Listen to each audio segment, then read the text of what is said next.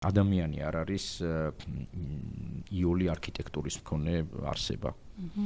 ხაცა ესე წრფივად ან საათივით ესე რაღაც მექანიკურად აწყობილი არსება. ადამიანი ემერჯენტული სისტემაა, ტვინი არის ემერჯენტული სისტემა.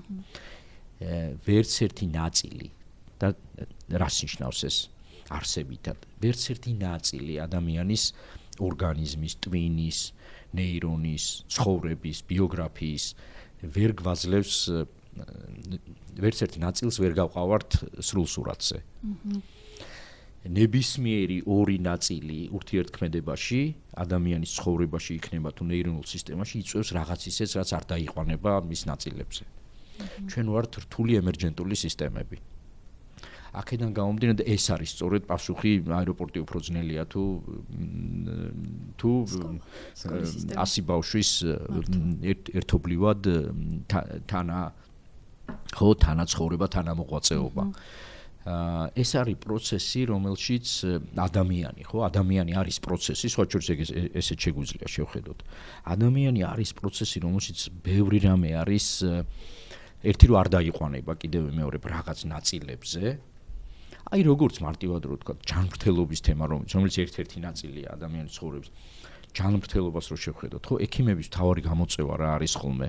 მან იცის როგორც მექანიზმს რა უყოს, ხო, იმიტომ რომ უნივერსიტეტში ასწავლეს როგორ უნდა დაშალოს ეს მექანიზმი ნაწილებად და თითოეულ ნაწილს რა, ხო, სად რა დიაგნოსტიკა როგორ ჩაატაროს და სად რა, თქვათ, სამკურნალო ილეთი მიუსადაგოს. და მაგრამ პრობლემა შემოდის იქ, როცა ადამიანის ქცევა სამართავია. ხო, ჩვენ ვიცით რა მხელა გამოწვევა არის ეს პირადად მე, ხო, ენდოკრინოლოგთან როცა მივდივარ, ვხედავ როგორ ვჭიდაობთ ერთად იმ ურთულეს მოვლენაზე, რასაც ცხოვრება ქვია და ჯანმრთელობის მართვა ქვია. იმიტომ რომ ის არ დაიყვანება არც ერთ მედიკამენტზე. ან არც ერთ რაღაც ორგანოში მიმდინარე ქვეპროცესზე. სინამდვილეში ადამიანი არის ჰოლისტური მოვლენა, იმიტომ რომ ჯანმრთელობის გაუმჯობესებას უკეთეს კეთილდღეობაში გადასვლას ამ შემთხვევაში ჭირდება კიდევ რაღაც. რაც მოიცავს ქცევას, რაც მოიცავს ფსიქოემოციური მდგომარეობის, მენტალური მდგომარეობის მართვას, რაც მოიცავს ხო კიდევ დამატებით არის გასეირნებას, ცხოვრების ნირზე ზემოქმედებას და გავდივართ მთელ იმაში კასკადებში, რომელშიც არ ვიცით ზუსტად რა ვქნათ.